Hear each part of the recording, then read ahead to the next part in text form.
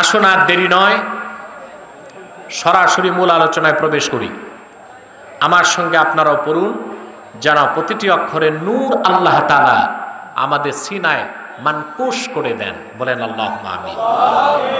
পড়ুন, আউযু বিল্লাহি মিনাশ শাইতানির রাজীম। বিসমিল্লাহির রাহমানির রাহিম।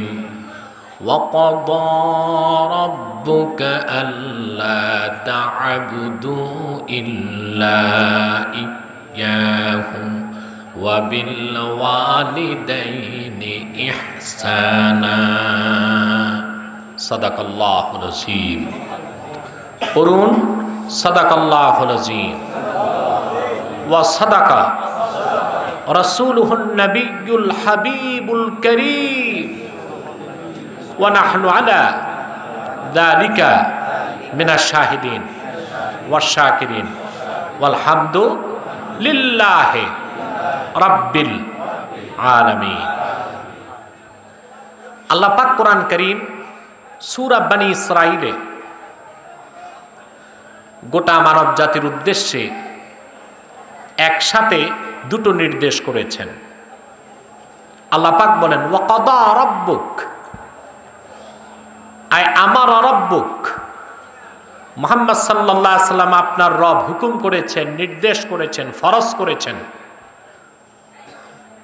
বিধান করেছেন, আল্লাহ তা'বুদু ইল্লা ইয়্যাহু, মানব জাতি তোমরা একমাত্র ইবাদত করবে আল্লাহর, আল্লাহ ছাড়া আর কারো ইবাদত দাসত্ব গোলামি করবে না। সুবহানাল্লাহ। প্রথম নির্দেশ, ওয়াবিল ওয়ালিদাইনি ইহসানা, আর পিতামাতার সাথে সৎ ব্যবহার করবে, উত্তম আচরণ পোষণ করবে, তাদেরকে সম্মান করবে, ইজ্জত করবে, তাদের সাথে হৃদ্যতাপূর্ণ আচরণ করবে। সুবহানাল্লাহ। কয়টা হুকুম? একটু জোরে বলতে হবে। প্রথম নির্দেশটি হচ্ছে ইবাদতে আসলিয়া, সরাসরি আল্লাহর ইবাদত, এটা ইবাদতে আসলিয়া। আর দ্বিতীয়টি পিতামাতার হুকুম পালন, আল্লাহ যে নির্দেশ করেছেন এটা হচ্ছে ইবাদতে শারঈয়া। শরীয়তে আল্লাহ ফরজ করে দিয়েছেন সন্তান তার পিতামাতাকে সম্মান করবে, তাদের খোরপোশ দিবে, তাদের সাথে উত্তম আচরণ করবে। কয়টি হুকুম? একটু জোরে কথা বলেন। দুইটি। আমরা আল্লাহ পাকের দোনোটি নির্দেশ বুঝার চেষ্টা করব। প্রথম হলো ইবাদত। প্রথম কি? ইবাদত হবে কার? আল্লাহ। একটু জোরে বলেন। আল্লাহ। যদি আপনি বলেন মানব জাতি সৃষ্টির মূল উদ্দেশ্য কি, প্রশ্ন আসে না? যারা ঈমানদার বিশ্বাসী আর যারা অবিশ্বাসী তাদের জীবন দর্শনে পার্থক্য আছে, তাদের এইম অফ লাইফ, লক্ষ্য এবং উদ্দেশ্য ভিন্ন ভিন্ন। যারা দুনিয়াদার, ইহজাগতিক, জড়বাদী, বস্তুবাদী, পরকালকে বিশ্বাস করে না, তাদের জীবনের লক্ষ্য উদ্দেশ্য দুনিয়ায় শুরু, তারা মনে করে দুনিয়ায় শেষ। তাদের সব কিছু হচ্ছে দুনিয়া কেন্দ্রিক, মনে করে তারা এই পৃথিবীতে জন্ম নিল, বসবাস করল, মৌজ মাস্তি করল, মৃত্যুর পর সব শেষ। বিষয়টি এরকম। আল্লাহ পাক অবিশ্বাসীদের তিরস্কার করে কোরআনে প্রশ্ন করেছেন, আফাহাসিবতুম আন্নামা খালাকনাকুম আবাসাও ওয়া আন্নাকুম ইলাইনা লা তুরজাউন। তোমরা কি ধারণা করেছ এই পৃথিবীতে আমি তোমাদেরকে সৃষ্টি করেছি অনর্থক, পৃথিবীতেই শুরু পৃথিবীতেই শেষ, মৃত্যুর পরে তোমাদেরকে আমার কাছে প্রত্যাবর্তন করতে হবে না? বিষয়টি এমন নয়। দুনিয়া একটি ছোট্ট বিশ্রামাগারের মতো, তার চেয়ে বেশি কিছু নয়। মূল হলো আখেরাত, মূল হলো পরকাল। মুমিনগণ পরজাগতিক, কাফেরগণ ইহজাগতিক। কাফেররা এদের বিভিন্ন নাম আছে, বস্তুবাদী, জড়বাদী, সেকুলার, প্রকৃতবাদী।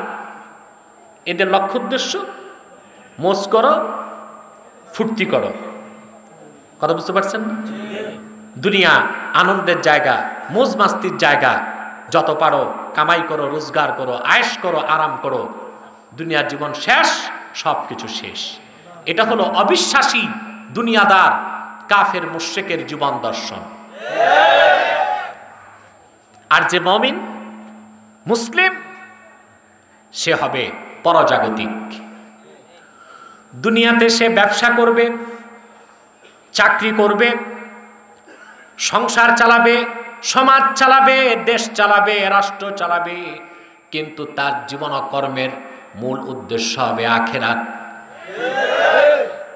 দুনিয়ার সব কিছু সে করবে, কিন্তু দুনিয়ার উপরেই সে থাকবে, তার দৃষ্টি উপরের দিকে, আখেরাতের দিকে। আর কাফেরের দৃষ্টি মাটির দিকে। মুমিনের দৃষ্টি কোথায়? মুমিন থাকবে দুনিয়ায়, দৃষ্টি উপরের দিকে। কোথায়? উপরের দিকে। তার দৃষ্টি, তার ব্যবসা, তার চাকরি, তার রাজনীতি, তার অর্থনীতি, তার সংসার, তার শিক্ষা, তার সংস্কৃতি, তার জীবন ও কর্ম তাকে এক মুহূর্তের জন্য আখেরাতকে ভুলাবে না। তার সব কিছুর মূল হলো আখেরাত। ওই সব বিশ্বাসীগণের কথা আল্লাহ পাক সূরা নূরে বলেছেন। আল্লাহ পাক বলেন, রিজালুল লা তুলহিহিম তিজারাতুন ওয়ালা বাইউন আন যিকরিল্লাহি ওয়া ইকামিস সালাতি ওয়া ইতাইজ যাকাতি ইয়াখাফুনা ইয়াওমান তাতাকাল্লাবু ফীহিল কুলুবু ওয়াল আবসার। আল্লাহ রাব্বুল আলামিন বলেন, আমার নবী মুহাম্মদ সাল্লাল্লাহু আলাইহি সাল্লামের ঈমানদার উম্মত যারা পরকালকে বিশ্বাস করে, লা তুলহিহিম তিজারাতুন ওয়ালা বাইউন আন যিকরিল্লাহ, তাদের ব্যবসা, তাদের ক্রয় বিক্রয়, তাদের দুনিয়াদারি, তাদের চাকরি বাকরি তাদেরকে আল্লাহর জিকির থেকে দূরে সরায় না। তারা নামাজ তরক করে না, যাকাত সময় মতো দিয়ে দেয়, সকল কাজকর্মের মধ্যে ডুবে থাকলেও তারা সেই দিনকে এক মুহূর্তের জন্য ভুলে যায় না, যেই ভয়ঙ্কর পরকালে মানুষের দৃষ্টি আর অন্তর আল্লাহর ভয়তে কাঁপতে থাকবে। এটা আমাদের জীবন দর্শন, এটা আমাদের জীবন দর্শন। তাহলে মুমিনের জীবন কথা বুঝেন আমার? আপনারা গ্রাম অঞ্চলের মানুষ কতটুকু বুঝতেছেন আমি জানি না, তবে এখন গ্রামের মানুষ আর গ্রামে থাকলেও অ্যান্ড্রয়েড মোবাইলের মাধ্যমে তারা অনেক অ্যাডভান্স হয়ে গেছে। ঠিক কিনা? আমার কথা বুঝতেছেন? উপলব্ধি করছেন? তাহলে মুমিনের জীবন দর্শন, জীবন উদ্দেশ্য আর কাফেরের জীবন উদ্দেশ্য এক নয়, এক ভিন্ন। আমার ভাইয়েরা,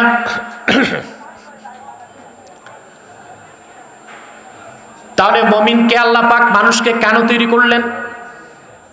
এই পৃথিবীতে তাকে সৃষ্টির লক্ষ্য উদ্দেশ্য কি? আল্লাহ পাক কোরআন কারীমে তা বলেছেন, ওয়া মা খালাকাতুল জিন্না ওয়াল ইনসা ইল্লা লিয়াবুদুন। মানুষকে তৈরি করেছি কেবলমাত্র আমি আল্লাহ রব্বুল আলামিনের ইবাদতের জন্যই। মাইকের আওয়াজ সব টেনে ফেলতেস, বন্ধ হয়ে যাচ্ছে আওয়াজ।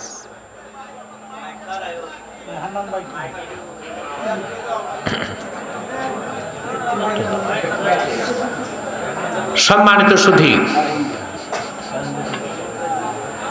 তাহলে আমাদেরকে আল্লাহ পাক তৈরি করলেন কেন? জোরে বলতে হবে। শুধু মौज মস্তির জন্য? দুনিয়াদারির জন্য? না আল্লাহর গোলামির জন্য? এই ইবাদত আল্লাহর দ্বীনের মূল ভিত্তি। আদম থেকে আখিরি নবী, নবিকুল সম্রাট মুহাম্মদ সাল্লাল্লাহু আলাইহি ওয়াসাল্লাম পর্যন্ত আল্লাহর পক্ষ থেকে যত নবী রাসূল এসেছেন, আল্লাহ কেন পাঠিয়েছেন? কোরআনে আল্লাহ বলেছেন তাদেরকে আল্লাহর নির্দেশ ছিল আন আকিমুদ্দিন, তোমরা দিন কায়েম করো। সুবহানাল্লাহ বলেন। আল্লামা মাহমুদ আলুসি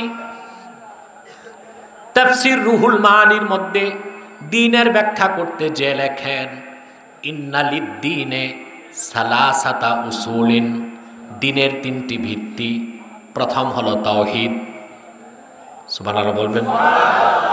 দ্বিতীয় হলো ইবাদত, তৃতীয় হলো সালাত। দ্বীনের ভিত্তি কয়টি? ইন্নালিদ্দীনে সালাসাতা উসুল, দ্বীনের মূল ভিত্তি তিনটি। প্রথম হলো তাওহীদ। আহা, আফসোস আমার বাংলাদেশের মুসলমান সব ওয়াজ করে, তাওহীদের ওয়াজ করে না। এদেশের মানুষ সব বুঝে, তাওহীদটাই বুঝে না। আর তাওহীদকে না বুঝার কারণে শিরকের মতো বড় বড় গুনাহে তারা লিপ্ত হয়ে যাচ্ছে। প্রথম ভিত্তি কি? দ্বীনের মূল কি? আমার ভাই বন্ধুগণ, তিনটি ভিত্তি। প্রথম হলো তাওহীদ। তাওহীদ বুঝেন? তাওহীদের সংজ্ঞা আমরা বুঝি না।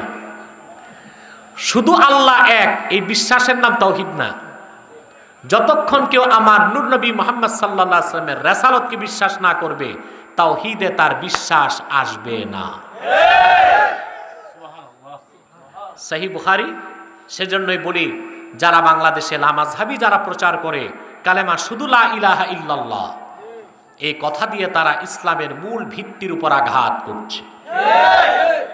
কারণ কিয়ামত তক লা ইলাহা ইল্লাল্লাহ পড়লেও মুসলমান হওয়া যাবে না। সহিহ আল বুখারী কিতাবুল ঈমানে এসেছে, ওয়াফদু আব্দুল কায়েস, একদল ব্যক্তি রাসূলুল্লাহর কাছে ঈমান গ্রহণ করলেন। মুসলমান হবার পরে তারা ইসলাম সম্পর্কে জানতে চাইলেন। আল্লাহ রাসূল বললেন আমুরুকুম বিআরবাইন, আমি তোমাদেরকে চারটি বিষয়ের আদেশ করছি। প্রথমে রাসূলুল্লাহ তাদেরকে হুকুম করলেন আমুরুকুম বিল ঈমানি বিল্লাহি ওয়াহদাহ, প্রথমেই তোমাদেরকে আমি আদেশ করছি এক আল্লাহর উপর ঈমান আনার।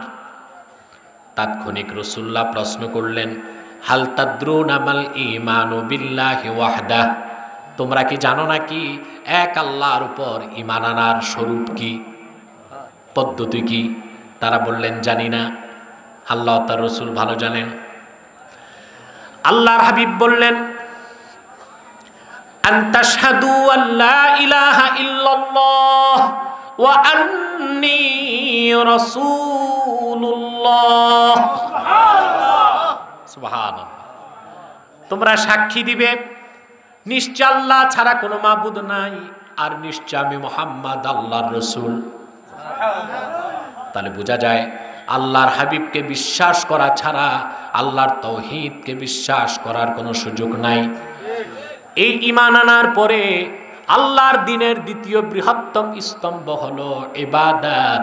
সেজন্য আদম থেকে শুরু করে আখিরি নবী, নবিকুল সম্রাট মুহাম্মদ সাল্লাল্লাহু আলাইহি সাল্লাম পর্যন্ত সকল নবী রাসূলগণ মানব জাতিকে এক আল্লাহর ইবাদতের পয়গাম দিয়েছে। সব নবীর দাওয়াতি মিশনের মূল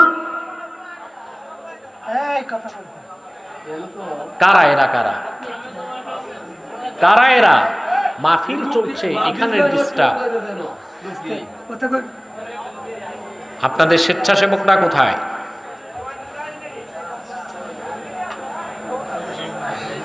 তোমরা জয় হিন্দ, সব জয়, শৃঙ্খলা রক্ষা কর। নাম উদ্দীতুঞ্চ।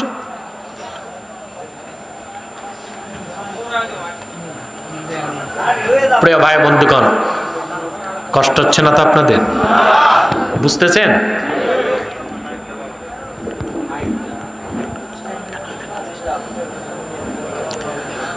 সকল নবী রাসূলগণ দিন কায়েমের ক্ষেত্রে মানুষকে তাওহীদের পর কোন কিসের দাওয়াত দিয়েছেন? তাওহীদের দাওয়াতের পর কিসের দাওয়াত দিয়েছেন? ইবাদত। কার ইবাদত হবে? আল্লাহ অনেক বড়, বড় গলায় বলেন, কার ইবাদত হবে? আল্লাহ রাব্বুল আলামিন নবীগণ কি দাওয়াত দিতেন, মানব জাতিকে কিসের পেগাম দিতেন, সেই দৃষ্টান্ত তুলে ধরেছেন আল্লাহ পাক কোরআন কারীমের সূরা হুদের মধ্যে। আল্লাহ পাক উদাহরণ দেন। আল্লাহ পাক বলেন, ওয়ালাকাদ আরসালনা নূহান ইলা কওমিহি ইন্নী লাকুম নাযীরুম মুবিন আল্লা তা'বুদু ইল্লাল্লাহ। আল্লাহ পাক বলেন, আমি নূহকে রিসালাতের দায়িত্ব দিয়ে প্রেরণ করেছি। শতাব্দীর পর শতাব্দী, শত শত বছর তিনি তার জাতিকে ডাক দিয়ে বলেছেন, আমি তোমাদের জন্য সুস্পষ্ট সতর্ককারী হিসেবে এসেছি। আল্লাহর একটি হুকুম শোনাচ্ছি তোমাদেরকে, তোমরা আল্লাহ ছাড়া কারো ইবাদত করবে না। ইবাদত হবে কার? আল্লাহ রাব্বুল আলামিন সূরা হুদে আবার দৃষ্টান্ত দিয়েছেন। তিনি বলেন, ওয়া ইলা আদিন আখাহুম হুদান ক্বালা ইয়া কওমি ইবুদুল্লাহা মা লাকুম মিন ইলাহিন গায়রুহু ইন আনতুম ইল্লা মুফতারুন। আল্লাহ পাক বলেন, আমি আদ জাতির নিকট হুদকে প্রেরণ করেছি। কাকে? তিনিও শত শত বছর তার কওমকে ডাক দিয়ে বলেছেন, হে আমার কওম, উবুদুল্লাহ, তোমরা একমাত্র ইবাদত করো আল্লাহর। আকাশে জমিনে আল্লাহ ছাড়া আর কোনো মাবুদ নাই। কার দাওয়াত দিয়েছেন? আল্লাহ। জোরে বলেন আল্লাহ। আল্লাহ পাক আবার সূরা হুদের 61 নম্বর আয়াতে বলেন, ওয়া ইলা সামুদ আখাহুম সালিহান ক্বালা ইয়া কওমি ইবুদুল্লাহা মা লাকুম মিন ইলাহিন গায়রুহু। আল্লাহ পাক বলেন, আমি সামুদ জাতির নিকট প্রেরণ করেছি আমার নবী সালেহকে, যিনি শত শত বছর তাদেরকে দাওয়াত দিয়ে বলেছেন, হে আমার কওম, তোমরা একমাত্র ইবাদত করো আল্লাহর, তিনি ছাড়া কোনো মালিক নাই। সুবহানাল্লাহ বলবেন না? আল্লাহ পাক সূরা হুদে আবার দৃষ্টান্ত দিয়েছেন, ওয়া ইলা মাদিয়ানা আখাহুম শুআইবান ক্বালা ইয়া কওমি ইবুদুল্লাহা মা লাকুম মিন ইলাহিন গায়রুহু। আল্লাহ পাক বলেন, মাদিয়ান জাতির নিকট আমি হযরত শোয়েবকে পাঠিয়েছি। এই শোয়েবকে চিনেছেন? হযরত মুসার শ্বশুর, নিজেও নবী, আরেক নবীর শ্বশুর। আপনারা খুব দুর্বল হয়ে গেছেন। মাইকটাও দুর্বল হচ্ছে, আপনারাও দুর্বল হচ্ছেন। একটু সচেতন সজাগ হয়ে বসেন। আল্লাহ পাক বলেন, আমি শোয়েবকে প্রেরণ করেছি মাদিয়ান জাতির নিকট। তিনি শত শত বছর তার জাতিকে ডেকে বলেছেন, হে আমার কওম, তোমরা ইবাদত করো আল্লাহর। ইবাদত হবে কার? আল্লাহ।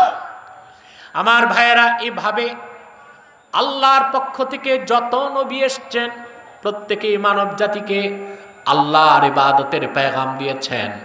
সবার পরে এসেছেন আখিরি নবী, নবী কুল সম্রাট মুহাম্মদ সাল্লাল্লাহু আলাইহি ওয়াসাল্লাম। তিনি এসে আল্লাহর পক্ষ থেকে ডাক দিয়ে বললেন, ইয়া আইয়ুহান নাসু উবুদু রাব্বাকুমুল্লাযী খালাকাকুম ওয়াল্লাযীনা মিন ক্বাবলিকুম লাআল্লাকুম তাত্তাকুন। একটু খেয়াল করেন, পূর্বের নবীগণ ডাকলেন হে আমার কওম, হে আমার জাতি। আমার প্রিয় রাসূল এভাবে ডাকলেন না হে কুরাইশ জাতি, তিনি বললেন হে মানব জাতি। কারণ পূর্বের সমস্ত নবী ছিলেন আঞ্চলিক নবী। কি নবী? একটি জাতির, একটি অঞ্চলের। আর আমার নূর নবী মুহাম্মদ সাল্লাল্লাহু আলাইহি সাল্লাম গোটা সৃষ্টি জগতের নবী। ঠিক কিনা? আল্লাহ রাব্বুল আলামিন বলেন, কুল ইয়া আইয়ুহান নাসু ইন্নী রাসূলুল্লাহি ইলাইকুম জামিআ। মুহাম্মদ সাল্লাল্লাহু আলাইহি ওয়াসাল্লাম আপনি বলে দিন, হে পৃথিবীর মানুষেরা, আমি তোমাদের গোটা মানব জাতির জন্য আল্লাহর পক্ষ থেকে রাসূল হিসেবে প্রেরিত হয়েছি। তাহলে কি বুঝলেন? ইসলাম সাম্প্রদায়িকতার ঊর্ধ্বে, সবার জন্য। কার জন্য? ইসলাম কি শুধু মুসলমানের জন্য? আল্লাহ যেমন সবার, মুহাম্মদ সাল্লাল্লাহু আলাইহি সাল্লাম সবার জন্য নবী হিসেবে এসেছেন, জীবন বিধান হিসেবে ইসলাম সবার জন্য এসেছে। যে গ্রহণ করবে সে সৌভাগ্যবান হলো, আর যে গ্রহণ করবে না সে পোড়া কপাল হয়ে যাবে। ঠিক কিনা? যে জিনিস কোন একটি সম্প্রদায়ের জন্য ওটা সাম্প্রদায়িক, যেটা সব সম্প্রদায়ের জন্য ওটা অসাম্প্রদায়িক। তাহলে ইসলাম এবং ইসলামের কঠোর নীতিমালায় যারা বিশ্বাসী তাদেরকে সাম্প্রদায়িক বলে গালি দেওয়া চরম অযৌক্তিক। অবিচার ছাড়া আর কিছু হতে পারে না। ইসলাম সাম্প্রদায়িক নয়, ইসলাম অসাম্প্রদায়িক। এটা আমার সংজ্ঞা। কার সংজ্ঞা? আমার সংজ্ঞা, কোরআন থেকে আমি দিয়েছি। ইসলাম সব সম্প্রদায়ের জন্য। ঠিক কিনা? আর ইসলামকে যারা মানবে তারা সাম্প্রদায়িক না, তাদের পরিচয় একটি সম্প্রদায়, তারা মুসলিম, কিন্তু তাদের কাজ সকল সম্প্রদায়ের জন্য। এটা কার কথা? আল্লাহ পাক কোরআন কারীমে বলেন, কুনতুম খায়রা উম্মাতিন উখরিজাত লিন-নাসি তা'মুরুনা বিল মা'রুফি ওয়া তানহাউনা আনিল মুনকার। আল্লাহ বলেন, হে উম্মতে মুহাম্মাদি, তোমরাই সর্বোত্তম জাতি। উখরিজাত লিন-নাস, গোটা মানব জাতির জন্য আল্লাহ পাক তোমাদেরকে বের করেছেন। মুসলমানের পরিচয় সে মুসলিম, কিন্তু সে কাজ করবে শুধু নিজের জন্য নয়, শুধু দেশের জন্য নয়, সে সকলের কাজ করবে, সব সম্প্রদায়ের কল্যাণ চাইবে, এবং তার কাজ হবে বৈশ্বিক। সুবহানাল্লাহ বলবেন না? আর মুসলমান জাতি হিসেবে একটি জাতি, জাতি হিসেবে একটি জাতি। দেখুন, পৃথিবীতে এখন 57টা মুসলিম রাষ্ট্র। যদি আপনি রাষ্ট্রের হিসেবে চিন্তা করেন তাহলে মুসলমান 57 ভাগ। কথা বলে না? ভৌগোলিক দৃষ্টিকোণ থেকে মুসলমান কয় ভাগ? কিন্তু মুসলিম হিসেবে একটি জাতি। এই যে রাষ্ট্র, এটা ছোট জিনিস, এর চেয়ে বড় হলো সমাজ। অ্যারিস্টটল নিজেই বলেছে রাষ্ট্রবিজ্ঞানে, the society is greater than state. রাষ্ট্র থেকে সমাজ বড়। রাষ্ট্র থেকে কোনটা বড়? রাষ্ট্র না সমাজ? সমাজ। কথা বলে না? সমাজ। Society is greater than state, দেশ থেকে সমাজ বড়। মুসলমান কোন একটি দেশের জন্য হবে না, গোটা মুসলিম সমাজের জন্য কাজ করবে। সেজন্য মুসলমানকে সাম্প্রদায়িক বলার কোনো সুযোগ নাই।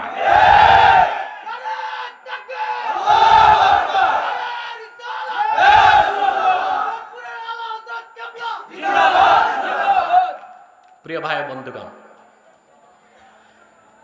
ইসলামের মূল নীতির কথা বললে কিছু বুদ্ধিজীবী আছে বাংলাদেশে, আমাদেরকে বলে মৌলবাদী।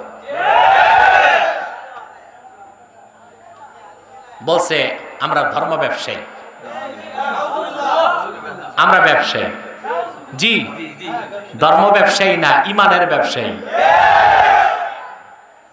আল্লাহ স্বয়ং আমাদের সাথে ব্যবসা করেছেন, আমরা আল্লাহর সাথে ব্যবসা করেছি। ব্যবসার মানে হচ্ছে মুবাদালাতুশ শাই, বিশায় আদান প্রদান।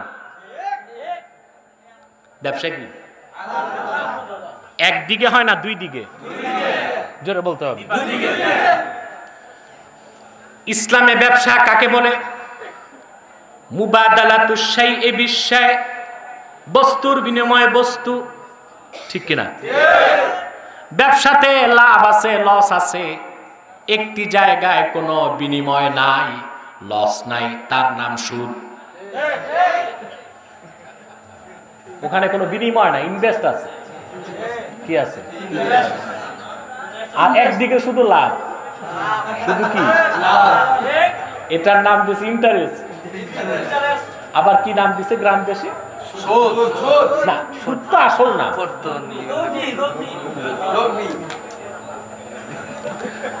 গ্রামাঞ্চলে সুদ বেড়ে গেছে, ঠিক কিনা?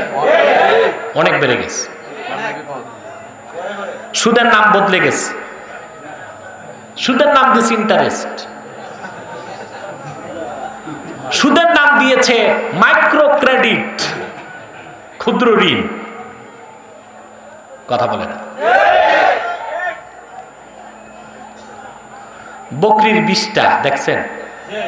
কি বলেন আপনারা? বকরির চনা, বিষটা বিষটা কি বলেন?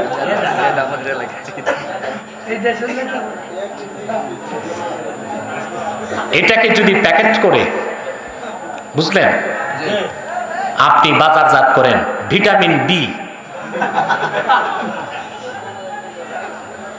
টাকা দিয়ে কিনে কেউ খাবে? মাগনা পাইলে কেউ খেতে পারে। আমাদের দেশের লোক ফাও খেতে পছন্দ করে। শুনেছি এই দেশের লোক আলকাতরা পেলেও চেটে দেখে যদি মাগনা পায়। ঠিক কিনা?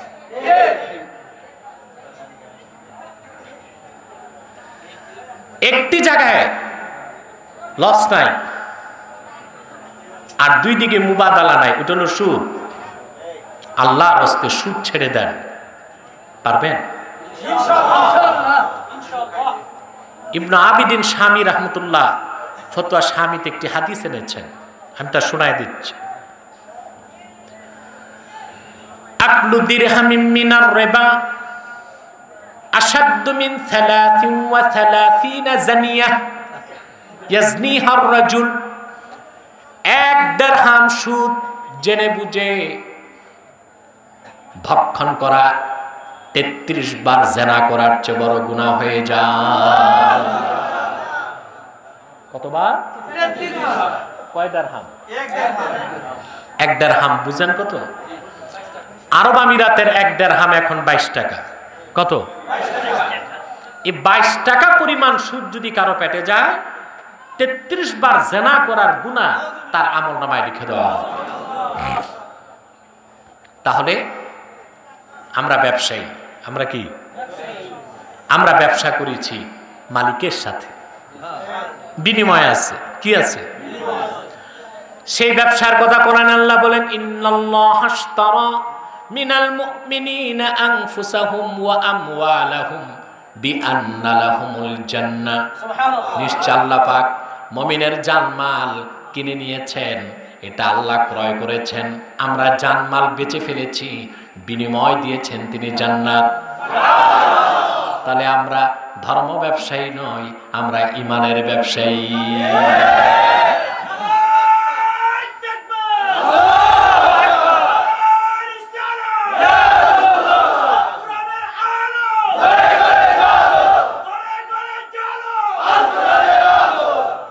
প্রিয় ভাই বন্ধুগণ,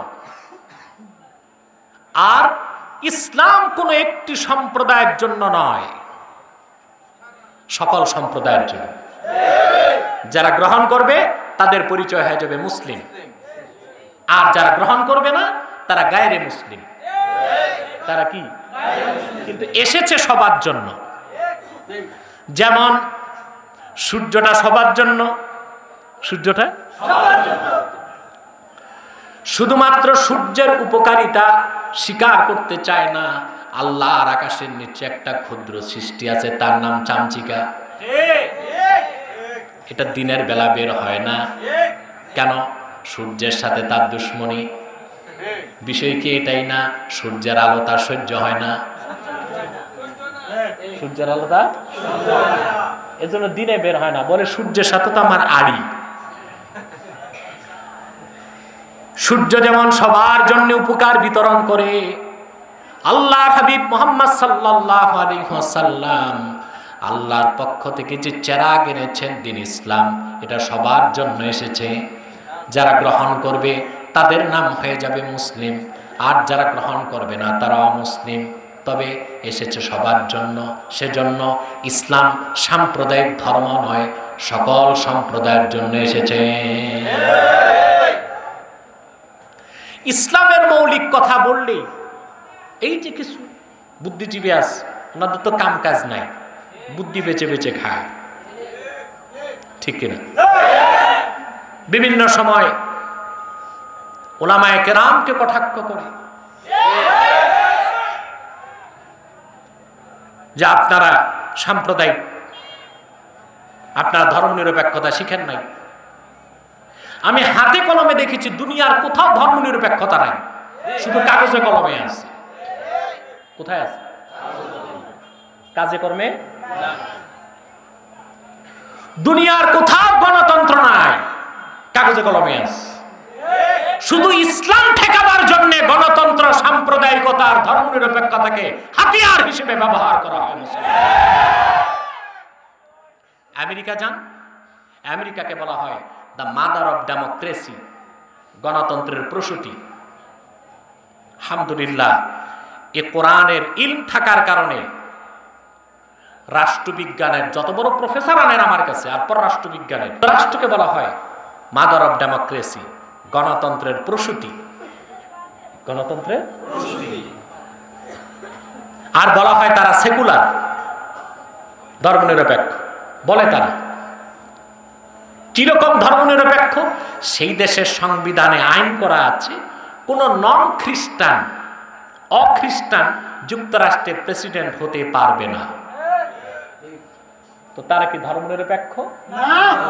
তারা সাংবিধানিক ভাবে এ কথাই বুঝাচ্ছে আমেরিকা হচ্ছে খ্রিস্টানদের দেশ।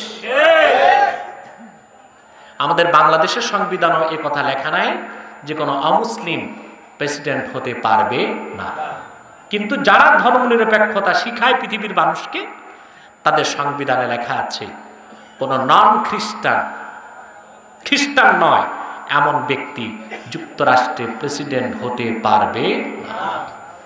2, সে দেশের সাংবিধানিক আইন হলো প্রেসিডেন্ট শপথ নেবার সময় বাইবেলে হাত রাখবে। কিসে? বাইবেলে। আমাদের দেশে শপথ নেওয়ার সময় কোরআন হাতে নেওয়ার কোনো নিয়ম নাই, কোরআন কারীম।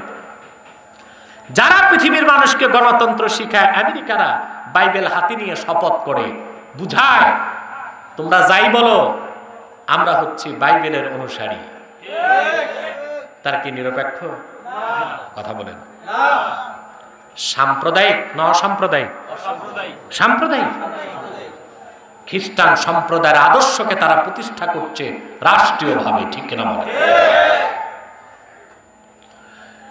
পত্রিকায় দেখবেন বলা হয় পৃথিবীর সবচেয়ে গণতান্ত্রিক বড় দেশ হচ্ছে ইন্ডিয়া, লোক সংখ্যা বেশি।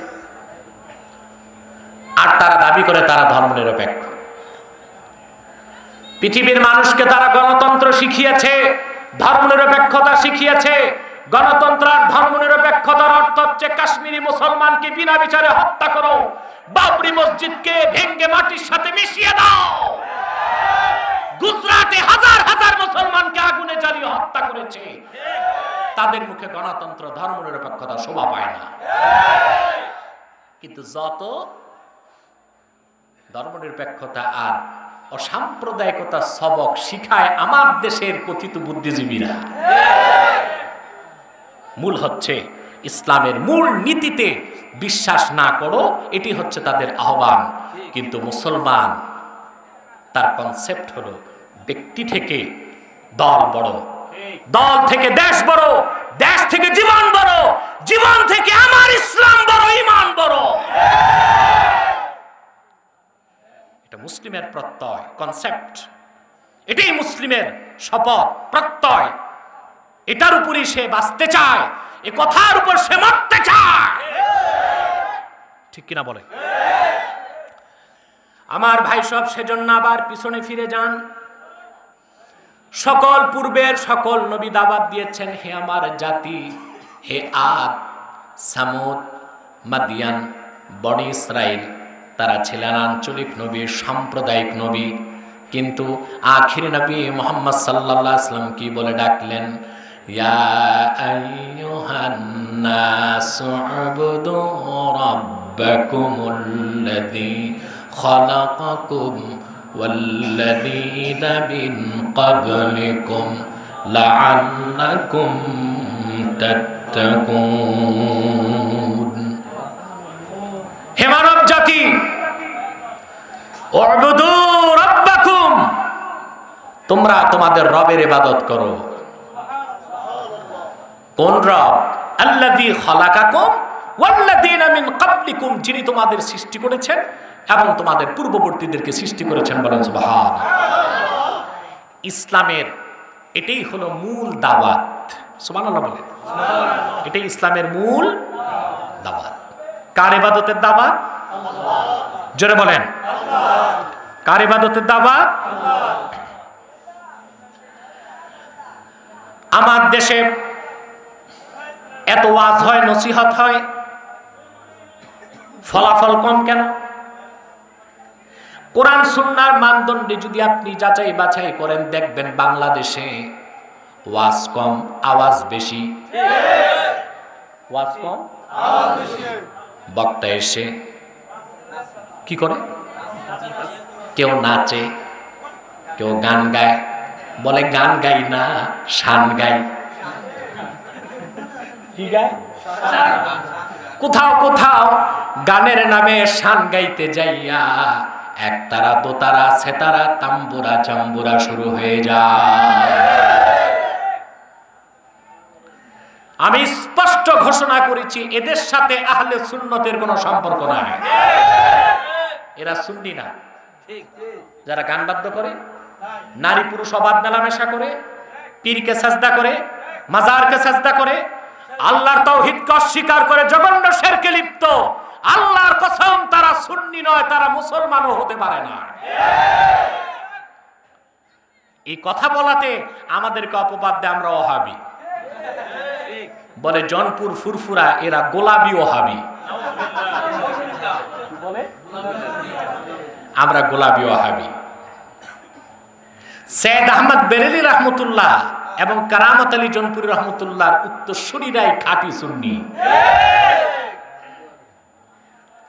এর বাইরে ওহাবি আর বেদাতি। ওহাবিয়া মাজারে সাজদা করে, পীরকে সাজদা করে, পীর নাই পীরের খাটকে সাজদা করে।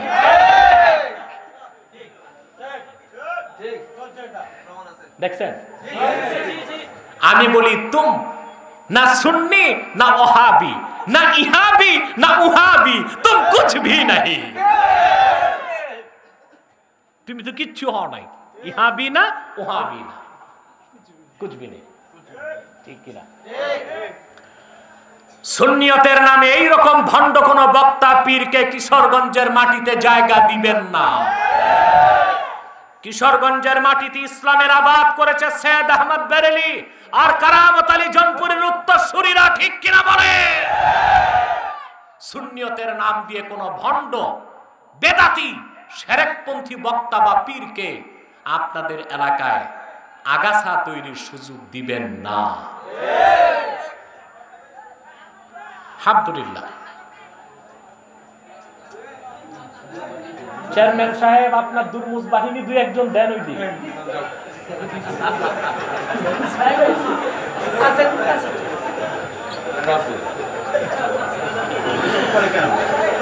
প্রিয় ভাই বন্ধুগণ, কষ্ট হচ্ছে? ঘুমাচ্ছেন? কে কে ঘুমান একটু হাতটা তুলে দেখেন।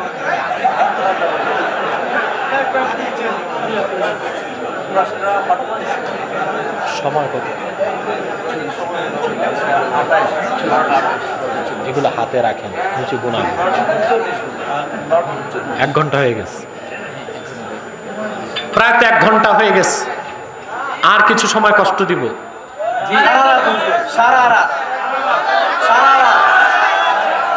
রাখেন রাখেন, সারা রাত আর ওয়াজ থাকবে না, আওয়াজ শুরু হবে।